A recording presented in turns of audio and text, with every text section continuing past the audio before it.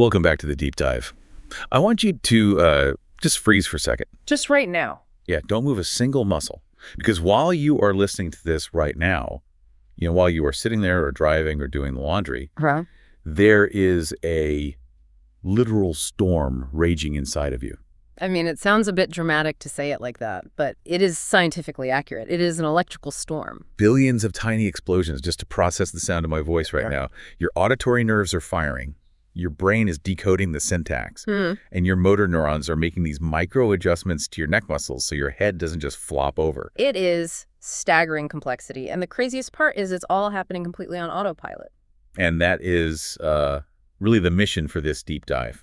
We're looking at this massive stack of physiology lectures we got our hands on. They cover everything from basic neuronal physiology to the afferent system and the central nervous system. Right. And the goal here isn't just to say, wow, the human body is complex. We want to actually understand the mechanism behind it.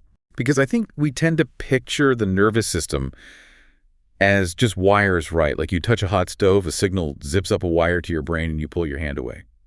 Very simple. But it is not simple wiring at all. It is a series of biological highways with incredibly strict traffic laws. You have chemical handshakes that can actually be hacked by drugs. And a literal fortress that protects the whole operation. So let's just peel back the skin and look at the hardware. Everything starts with the signal itself, the action potential. Yeah, the fundamental unit of human thought and movement. In the source lectures, they define it formally as a large, rapid, transient change in membrane potential. Right. Which is, very textbook. The textbook definition, sure. But the reality is way more intense. It is an electrical spike. And here's the thing that I found really counterintuitive when I was reading through the notes. We live in an analog world. Right. Everything is on a spectrum. Exactly. Like if I want to speak louder, I raise my voice. If I want to dim the lights, I just use a slider. Yeah. But neurons do not work like that. No, they are strictly digital. And this is what the lectures call the all-or-none law. The source material used a pretty brutal analogy here, actually. It said you cannot be half dead. It is vivid, but it is perfectly accurate. Or you can think of a neuron like an old-school musket or just a regular gun. You can't half-fire a gun. Right. You either pull the trigger and the bullet leaves at full speed, or you don't pull it and absolutely nothing happens. Exactly. There's no small action potential or large action potential. Every single time a neuron fires, the spark is identical in size and duration. Which begs the obvious question, doesn't it? If every single electrical spark is exactly the same size, how do you know the difference between holding a perfectly warm mug of tea and grabbing a red-hot iron skillet? Because the skillet definitely feels bigger, right? It feels way more intense. But if the signal is exactly the same size, what is changing? That is the big paradox of intensity coding. Since the neuron cannot shout louder, it has to shout faster. So it is a frequency code. Precisely a frequency code. When you hold that warm mug, your sensory neurons might be firing, let's say, 10 times a second. Pop, pop, pop. But when you touch the hot skillet, that same neuron is now firing maybe 500 times a second. Pop, pop, pop, pop, pop. Right, it just goes crazy. And physically, at the very end of the neuron, that rapid fire arrival causes the release of way more chemical messengers. So the volume of the signal is quite literally translated into the speed of the clicks. Okay, so we have this digital signal using frequency to tell a story to the brain. Now let's talk about the actual speed of that signal, because I think people just assume nerve signals move at the speed of light, like electricity in a copper wire. And they would be entirely wrong about that. It is actually much slower than light, and it varies wildly depending on the specific type of nerve we are talking about. Like, we are comparing a Ferrari to a tractor in some cases. The lectures broke this down into two main factors, diameter and insulation. And the diameter part used this really great analogy of walking through a pipe. Yeah, this is basically basic fluid dynamics applied to human biology. Imagine you have to crawl through a sewer pipe that is only 2 feet wide. It sounds miserable. Yeah. I'm scraping my knees. I'm moving super slow, basically high resistance. Now, imagine walking through a tunnel that is 10 feet wide. You can just sprint right through it. That is the nerve fiber diameter. A wide axon offers much less resistance to the flow of ions inside, so the signal just races down it. But the real game changer, the thing that really blew my mind, was the insulation, the myelin. Myelin is this fatty, lipid-rich substance. In the peripheral body, it is made by Schwann cells that literally wrap themselves around the axon. The Storrs described it like a jelly roll. I loved that visual, just layers and layers of cell membrane wrapping around the wire. But explain the actual physics here. Why does wrapping a nerve wire in fat make the electricity go so much faster? Because it forces the signal to jump. The electrical current cannot flow through the fat because fat is an insulator. So the signal actually skips over the insulated parts and only touches down at these tiny microscopic gaps called the nodes of Ranvier. And this is saltatory conduction, right? Yes, from the Latin saltere, which means to jump. Think about it like this. If you had to walk heel to toe across a large room, it would take forever.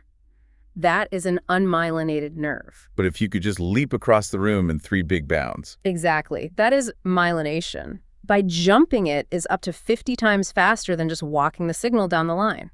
But the notes mentioned something else about this jumping that I hadn't realized before. It is not just about speed, it is actually about energy efficiency. This is a crucial point that gets missed a lot. To recharge a nerve after it fires, the cell has to use these pumps, specifically sodium-potassium pumps, to reset the chemical balance. And these pumps burn a lot of energy. They burn ATP. And if you're jumping down the line, You only have to run those costly pumps at the landing spots, just at the nodes. You do not have to recharge the entire continuous length of the wire. So myelinated nerves use significantly less metabolic energy. It is faster, and it is cheaper for the body. But this is also where we see the intense fragility of the system. You mentioned the clinical notes earlier, specifically regarding multiple sclerosis. Yeah, MS is a classic demyelinating disease. What happens is your own immune system gets confused, and it actually attacks that jelly roll. It strips the fatty insulation right off the wires. So the signal cannot jump anymore. Right, it tries to walk. But the machinery for walking the ion channels, they aren't distributed evenly underneath where the myelin used to be. They're only clustered at the nodes. So when the myelin is gone, the signal just leaks out and dies. It just stops completely. Stops dead. And that is why MS symptoms are so varied. You see vision loss or weakness or numbness. It all just depends on which specific highway is losing its pavement. It is terrifying how precise the biological engineering needs to be just to function. Now, speaking of highways, there was another rule in the text that felt like strict traffic control. The nerve signal can only go one way. It never pulls a U-turn. Which is strange if you really think about it. If I drop a pebble in a pond, the ripples go out in all directions equally. But a nerve impulse only travels forward away from where it started. And this is all due to the refractory period. The timeout phase. Exactly. Think of it like a flushing toilet. Once you flush a toilet, you literally cannot flush it again immediately. The tank has to refill first. That is such a simple way to put it, but it makes total sense. Right. Well, in the neuron, this is called the absolute refractory period. The sodium channels the gates that let the electricity in the first place. They snap shut and they physically lock. You cannot get another signal through no matter how hard you push. The door is bolted. So the part of the nerve that literally just fired a millisecond ago is basically dead to the world. Totally unresponsive. But then, after a moment, it enters the relative refractory period. The lock is off, but the door is incredibly heavy. The cell is hyperpolarized, meaning it is extra negative. You can open the door, but you need a massive, massive stimulus to do it. And because the road right behind the signal is either completely locked or super heavy, the electricity has no other choice but to flow forward into the fresh, ready-to-go territory ahead of it. It keeps all the traffic moving downstream. But eventually, the road ends.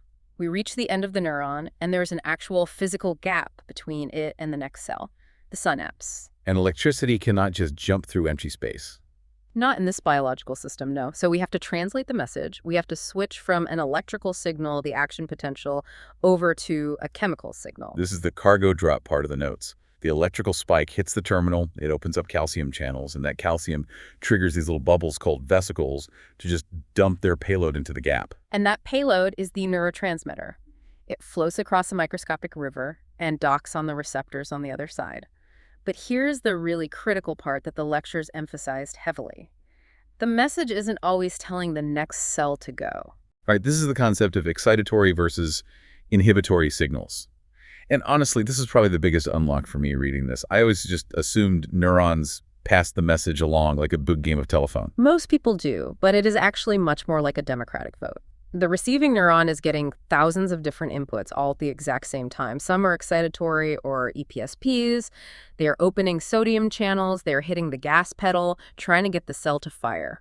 And others are inhibitory IPSPs. Yes. They are opening potassium or chloride channels, which makes the cell more negative. They are essentially slamming on the brakes. So the neuron is basically doing a bunch of rapid math that sums up all the gas pedals and all the brake pedals, and if the final result is high enough, it fires. But if the brakes win the vote, it stays completely silent. This balances everything. If you only had gas pedals in your nervous system, your brain would just seizure instantly. You desperately need the brakes. Now, I noticed in the outline for the lecture, there was a sharp distinction made between neurotransmitters and neuropeptides.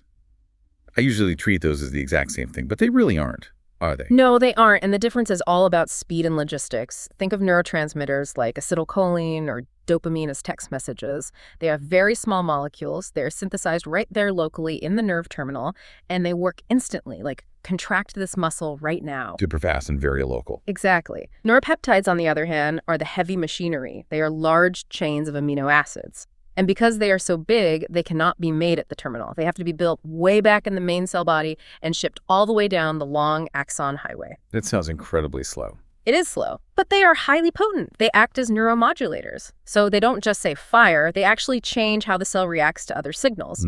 If neurotransmitters are quick text messages, neuropeptides are like a massive corporate restructuring policy sent via snail mail.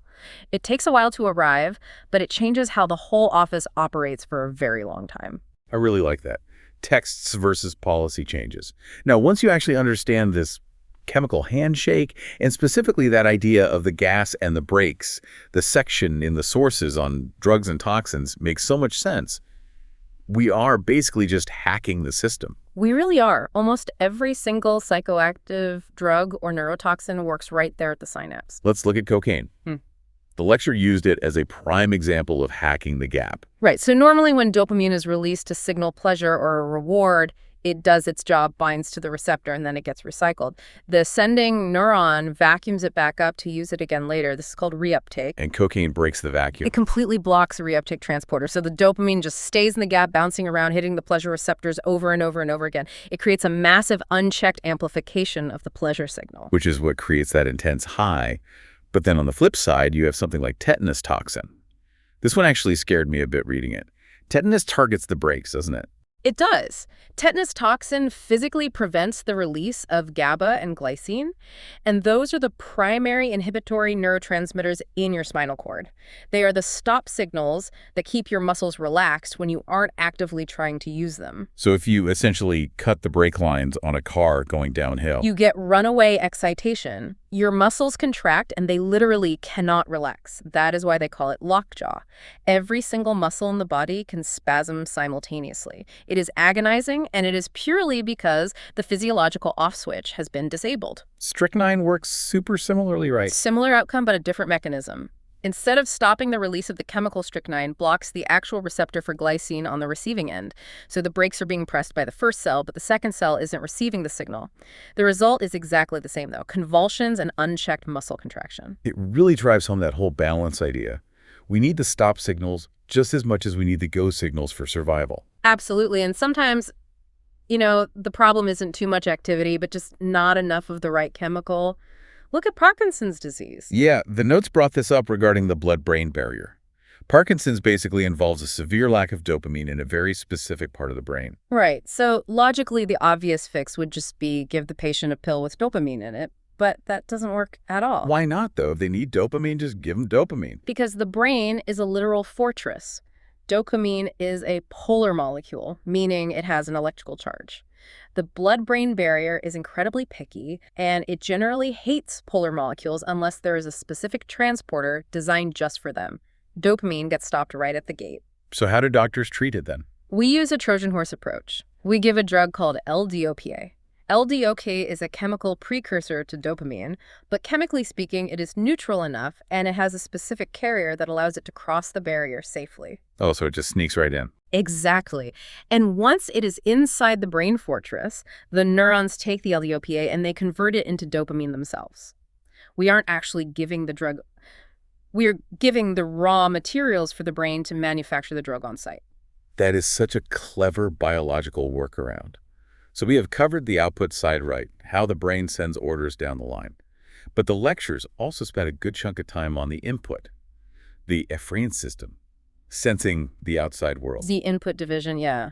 And the biggest takeaway from that section is the strict difference between sensation and perception. I really like the train track analogy they used for this. It is a total classic in physiology. You stand on train tracks, you know intellectually that they are perfectly parallel, they never touch, but your eyes send raw data that says these lines are converging. Your brain perceives them as meeting in the distance. Perception is not a perfect facts of reality. It is an interpretation. It is a best guess based on the raw data coming in. And the brain is also pretty ruthless about what data it chooses to just completely ignore. This is adaptation. The sunglasses effect. Yes, I do this constantly. Glasses on my head, searching the entire house looking for the glasses. That is because the touch receptors on your scalp are phasic receptors. They are rapid adapting. They fire a burst of signals when you first put the glasses on, like, hey, pressure change up here, and then silence. They just stop reporting to headquarters. If the stimulus doesn't change, they just stop firing entirely. Your brain basically assumes it is not important new information anymore. You literally stop feeling the glasses until you move them again, which creates a brand new off response. We definitely do not want that to happen for everything. No, definitely not. You do not want to adapt to severe pain. Like, oh, my hand is resting on a hot burner, but whatever, I'm used to it now. That would be completely disastrous. And those are the tonic receptors. Correct. Slow adapting or non-adapting receptors. Things like pain, body posture, blood pressure monitoring. These keep firing continuously as long as the stimulus is present. The brain needs a constant live feed for that vital survival data. So we have this incredible electrical highway system. It is chemically balanced. It is filtering out sensory data constantly.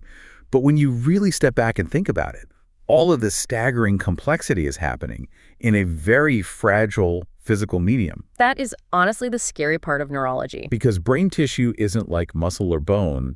It is just soft. It is like custard or soft tofu. It literally cannot support its own weight. If you took a fresh human brain and just set it on a table, it would slump and deform. So the hardware itself is basically mush, which means we need a serious support crew. And that brings us to the glial cells. Yeah. The note said these make up like 90% of the cells in the brain. Yes, 90%. For a very long time, science thought they were just packing material. Glial literally comes from the Greek word for glue. But we now know they actually run the show behind the scenes. Let's quickly run through the cast of characters here because they each have a super cool job. First, we have the astrocytes. The parents of the brain, basically. They are star-shaped cells. They hold the neurons in place. They clean up metabolic waste. They guide neurons during fetal development, and they actually help form that exact blood-brain barrier we talked about with the dopamine. Then you have the microglia. The biological bouncers. They are the immune defense system for the brain. They usually just hang out quietly, scanning the room, but if they find a virus or some damaged tissue, they transform into these Pac-Man-like shapes and just eat the debris. And the oligodendrocytes. Right. Those are the myelin makers in the central nervous system, similar to the Schwann cells we mentioned earlier, but for the brain and spinal cord. And finally, the ependymal cells. These are crucial. They line the inner cavities of the brain, the ventricles, and they produce the cerebrospinal fluid, or CSF. Which brings us to the final line of defense. Yeah. The physical protection of the brain. The lecture used a China shipping analogy that I thought was just perfect for visualizing how all this layers together. It works really well. Imagine you have a very delicate porcelain vase. That is your brain. You want to ship it safely across the country. Step one, you don't just throw it in the back of the truck bearer. You wrap it in paper first. That is the meninges, right? The dura-arachnoid and pia mater. Exactly. Step two, you put that wrapped vase into a hard, rigid box so nothing can crush it from the outside. The skull, the cranium. But here's the catch. If you just have a delicate vase inside a hard box and you shake the box, the vase just shatters against the inside walls. So step three, you have to fill all the empty space in the box with fluid. The packing peanuts. The CSF. Yes. The brain actually physically floats inside the skull. So when you jog or you trip and fall or you headbang at a concert, your brain doesn't just slam into the rigid bone. It is perfectly cushioned by that fluid layer produced by the ependymal cells. It is amazing to really think about it all at once. We've traced a signal starting from a simple touch on the skin, turning into a frequency code, speeding down a myelinated highway, jumping the gaps, voting at the chemical synapse, all while the whole system is just floating in a private bath inside a bone box. And completely ignoring the sunglasses on your head the entire time. Yeah, exactly. Exactly. So as we wrap this up, what is the one thing, the big takeaway that sticks with you from reading this stack of sources? For me, it is the realization that the nervous system is defined by what it stops just as much as what it starts. We always focus on the firing, right? The action potentials. But without the chemical inhibition, without the refractory periods preventing backflow, without the brain aggressively filtering out the feeling of your own clothes, the entire system just crashes. It's a brilliant machine built entirely on restraint. I really love that perspective. And I want to leave you, the listener, with one final thought from the very end of the research notes. A bit of a provocative idea. We talked about those ependymal cells earlier, the ones making the fluid. This is definitely the watch this space moment in neuroscience right now. Because for years we were all told, you kill the brain cell and it's gone forever. Neurons do not divide. But recent research strongly suggests those humble ependymal cells might actually be neural stem cells hiding in plain sight. Under the right specific conditions, they might have the potential to differentiate, to transform into brand new neurons. which means the brain might actually have a built-in repair kit sitting right there just waiting for us to figure out the activation code. And if we can ever unlock that we were talking about repairing severed spinal cords or reversing Alzheimer's, it changes the medical game entirely. A built-in backup plan. That is incredible. Well, thanks for downloading this deep dive into your own neural network today. Always a pleasure to unpack this stuff. See you in the next one.